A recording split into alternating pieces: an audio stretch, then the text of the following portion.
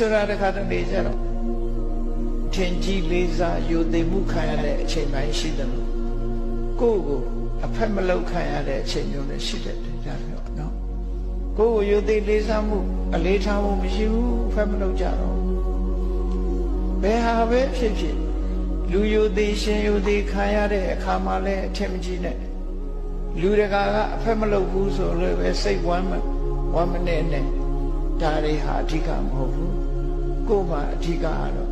ကိုချင်းသီလပြည့်စုံမှုကအဓိကကုသိုလ်ကောင်းမှုရနေဖို့အဓိကစိတ်ကောင်းနှလုံးကောင်းထားလို့အသိပညာတွေတတ်ဖို့ရအဓိက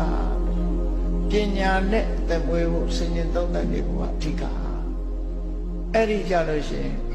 လူမသိသူမသိကိုယ်မလေးစားဘူးဆိုဘာမှမလုပ်နဲ့ဥပုသ်ဆောင်လိုက်မယ်နော်တရားနာနေမယ်ပညာသင်နေမယ်ကိုယ့်အကိုတတ်အောင်ကုသိုလ်ရအောင်နေလိုက်မယ်အဲ့ဒါအဓိကလူမသိတော့လေပိုကောင်းတာပေါ့စကားပြောပဲမရှိတော့ပို့ပြီးတော့ကုသိုလ်ရတာတရားအထုတ်ဖို့အချိန်လေးပို့ရလာတယ်ဆိုနေလိုက်အဲ့ဒါလေကောင်းတယ်ပို့ပြီးတော့အခွင့်အရေးရတယ်အရင်တော့မှငါအဖက်လုံးမဲ့လူတွေရှိတယ်အခုဘယ်သူမှအဖက်မလုပ်ဘူးဘယ်သူမှဂရုစိုက်စရာမလိုဘူးကိုထမင်းကိုစားတရားအထုတ်နေမယ်ဆိုစိတ်ဓာတ်မွေးတယ်